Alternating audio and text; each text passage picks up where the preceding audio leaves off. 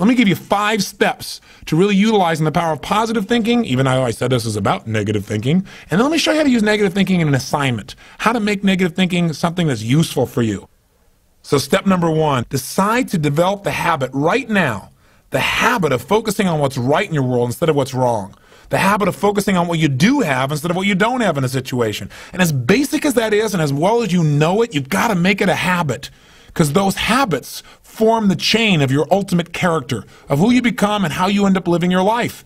We've got to condition ourselves, because if we don't, we'll go back to the automatic state that most people live in today's society. The way to develop the habit is to go on a mental diet. I did this several years ago. As positive as I was, and I was going through unbelievable pain at the time. I'd had some major disappointments, some frustrations. I felt like I'd given it all. But what turned me around is one day I picked up this book called The 7-Day Mental Diet. It was a little tiny little booklet. And all the booklet really did was, for about 12 of the 14 pages, it challenged me to really see if I could really truly, for 7 days, live my life without one negative thought. And it kept saying throughout the book, now don't just say, yeah, I can do it, and don't just say, I'm going to do it. Think for a while before you commit to this. Don't actually commit unless you're really going to do it for 7 straight days, no matter what. It doesn't mean you don't have a negative thought. It just means that if you have a negative thought, you don't speak it. You set it aside. You forget about it. Or you replace it. If you say something negative, you go erase. What I really mean is this. Or you say, that's not what I mean. Here's what I mean is this. And you immediately focus on something good. It's not that nothing negative ever comes out. It's that you immediately do not allow yourself to hold a negative feeling, a negative thought for 7 straight days, day and night, even when it gets tough, even when somebody disappoints you, even when you get frustrated, even when you give your all and it still turns up lousy. Listen, if all I did was rant and rave on this tape and you didn't listen to anything else I said, but you took on this 7-day challenge, you can't believe what it'll do to your life. Now, I got to tell you, when I first read the book, I thought, wait a second, being positive isn't going to change my life. I got to deal with the real problems around me, those real challenges that are out there. I don't want to just be positive. Somebody says, how's it going? I go, I'm doing great. And they go, why? You go, I don't know, but I just feel good. I don't want to be that way. I want to be real. I want to be on top of things. But you know what? I thought, wait a second. I can be positive about solutions. I can still notice that there's some challenges out there without being negative about it. I can look at the challenges and say, okay, here's what's good about this. Here's how we can use this. Here's how we can turn this thing around. And continue to focus on that. So I took on the challenge for 7 days, changed my life. Now, by the way, one of the keys is you have to have 7 straight days of being absolutely positive. Not one negative thought, not one negative expression that you hold on to. Got to let go of it immediately. If you do not do this, if you're 3 days into it and you do well, and then you have a bunch of negativity, you got to start over. And you know what? After you go about 4 or 5, 6 days in a row doing really well, something major negative is going to happen. How's that for some positive programming? But what it is a test to see how committed you really are. I'll tell you something, after 7 days, you feel like a different person. People around you respond to you like you're different as well. All you want to do is establish the habit of noticing what you do have instead of what you don't have. Noticing what's great about a situation versus what's not great. Focusing on solution instead of problems. That's what changes your life. Here's key number 2. Instead of judging yourself and others, decide, remember these are decisions, decide right now to become curious instead of judgmental. But remember, when you find fault in other people, when you start noticing constantly how they've wronged you, how this person is not good enough, or they're too egotistical, they're too proud, or they don't really care about people, as soon as you start judging other people, you just got to remember something. If you start judging other people, you're going to also start judging yourself intensely. If you're angry at other people, there's a very good chance you're angry at yourself as well. Maybe you need to perceive more and judge less. Maybe instead of finding fault with other people, without really thinking about what they've gone through to be where they are this day, maybe we can get really curious about what's making this person be in the state they're in, or what's the motivation behind this person's anger. For example, a lot of times we think somebody's being negative or angry or we're frustrated with them, but we never bother to find out what's really going on. I know myself, I was at a party recently and I fell prey to this. There was a woman who came to the party.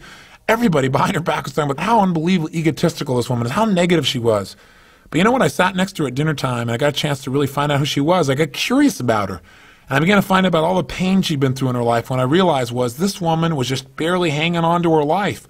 She just needed to know that people cared, but she was so afraid of being rejected that she put out this ego because she didn't want someone to reject her, so she figured she'd reject them first. And I got a chance to really know her, and she was a wonderful person. I'll tell you something else we've got to be careful of that ties in with this, of our being judgmental. Out of our fear of having heroes in our society today, we seem to try and consume them and destroy them as quick as we can. We try to find something that's wrong with our heroes because, boy, we don't want another Jim Jones. We don't want another Jim Baker.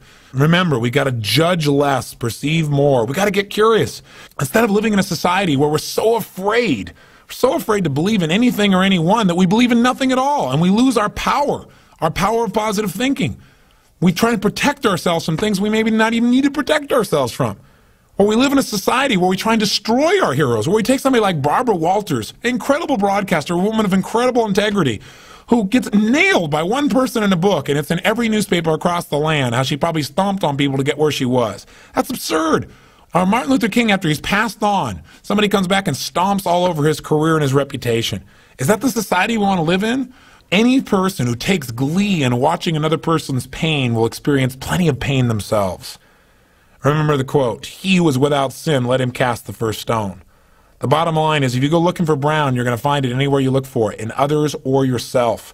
Free yourself from the disease of making others wrong, and you'll free yourself from the disease of making yourself wrong. You have a lot more energy to create solution instead of problems. It's part of the power of positive thinking instead of falling for the destructive power of negative thinking. If you want to get curious, just ask yourself, what do I like about this person? Wonder what's going on with this person that would make them feel this way. How could I help this person? As you ask these kinds of questions, you may learn something about how human beings operate, about their motivations, maybe even some things about how to support yourself as you try to support others. Remember, get curious instead of judgmental. Here's key number 3. If you really want to develop the power of positive thinking as a habit, as a lifestyle, as a strategy for success, then decide right now to find something to appreciate from any seemingly negative person or situation. And develop the habit of giving compliments. See, if you really want to have some more positive feelings in your life, you got to keep focusing on what's right. You got to get curious. And most importantly, you got to find something to appreciate even in the tough times. Because in reality, as we've talked about so often before, the toughest times in your life sometimes provide you with the real resources to change your life. So what we've got to do is find something to appreciate. Not someday when things work out. We got to appreciate where we are right now. And this is something I talked to my daughter Jolie about today. Because she's in an experience today where I thought, well, gosh, she's not being very positive. And I'm going to talk about positive thinking. Because she came in to see me and she's feeling really sad. She's feeling really down, feeling really frustrated. And you know what her problem is? Her problem is she tried out and won the right to be amongst 3 girls who dance in the electric light parade at Disneyland. And that was about 3 or 4 months ago. She's been going there after school every day, driving from San Diego up to Anaheim, burning herself into the ground, getting up and going to school to be a straight-A student still, and trying to visit with her family and her boyfriend. And she found herself maxing out. Now think about her problem. Her problem is that she gets to be at Disneyland and fulfill a childhood fantasy. Her problem is that she loves her family and wants to be with them as well. Her problem is she loves to be at school and really do that. Her problem is she has so much abundance that she has to figure out how to get it all in one day, and she can't do it, and she's physically burning out. That's her problem. And you know what? She says, gosh, I want to be home. I want to be with you guys and all these things. I don't want to miss out on all this great time we have together. I want to be with you guys. I said, but honey, look what you're doing. She goes, yeah, I don't want to miss out on Disneyland either. I don't want to miss out on my career and what I'm doing and what's going on. What's the problem? The problem is she's finding out what's negative in both situations. She's focusing on what she doesn't have instead of what she does have. Now, I could be negative about that and say, gosh, be more positive. But you know what? In reality, I realized being negative in this situation may not be bad. What do I mean? I don't mean being negative. I mean being intelligent. I mean being critical in your thinking. Seeing what you don't have is sometimes useful too. This is what I promised you in terms of the power of negative thinking. Here's how negative thinking can be useful. I sat down with her and I said, honey, let's look at the advantages and disadvantages of both. Let's not just be positive. Let's look at it. The whole thing is positive. Let's know that no matter what you choose, you've won. You have what most people dream about. But for a moment, let's be a little bit critical. What do you love about Disneyland? What's great about it? What is it giving you? And let's ask the question that maybe we don't ask very times when we're just being purely positive. What isn't it giving you? What are you afraid about? What are you missing by being there? What's great about being at home more? What's great about those things? What's not great about that? Be honest. If you were there, what might happen that's not good? What might you miss out on?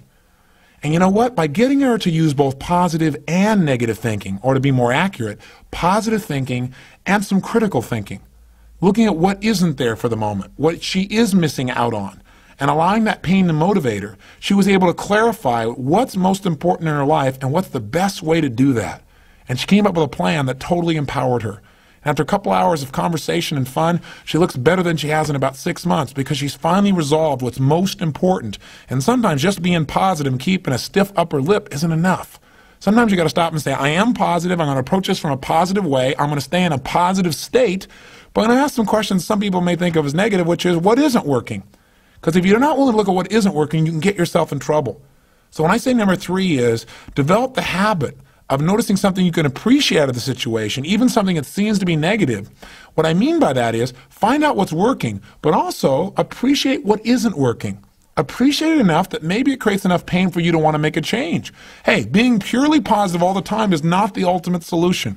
Being purely positive 98% of the time to me is the solution.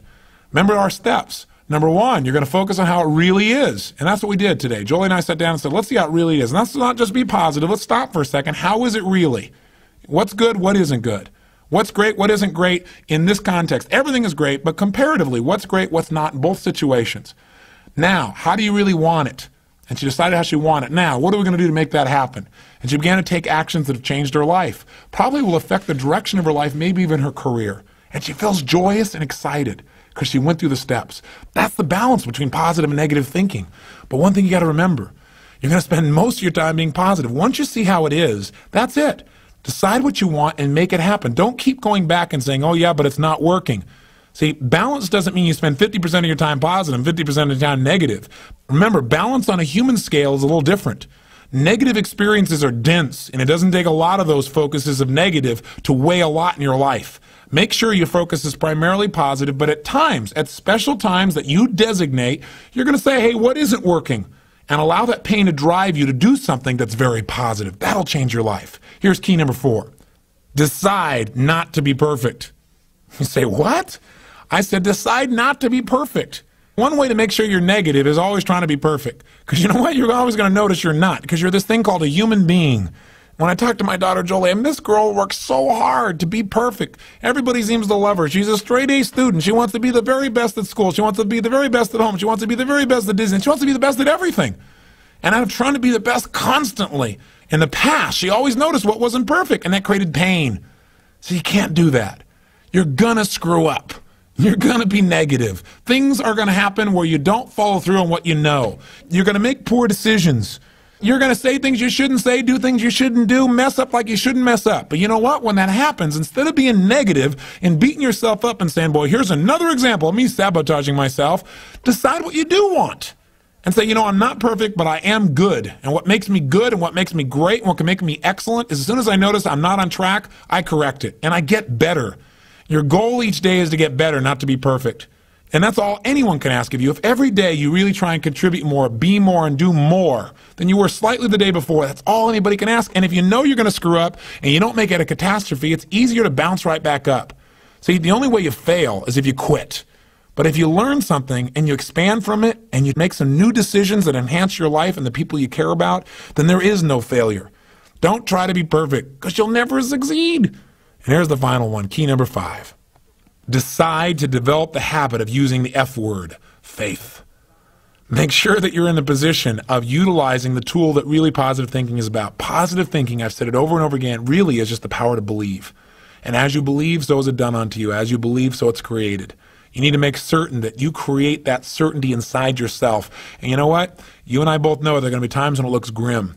And the only power you really have is that power to have faith. To step forth and say, I'm going to put myself on the line. I'm going to have the courage to overcome my fears and to take action, even though it may not work out, even though I may put out my love and it may not be reciprocated. I'm still going to put myself on the line because if I don't, that's the only way I can fail. See, without faith, nothing exists. And remember one more thing. No matter how bad it seems, this too will pass. That you've made it this far. You've been through tough times, times when you didn't think you could pull it off, and you've made it. If you've made it through all the challenges of your past and your life still works, you still seem to be somewhat happy, you're still standing, as they say, then gosh darn it, you're successful. And you can make it through this too.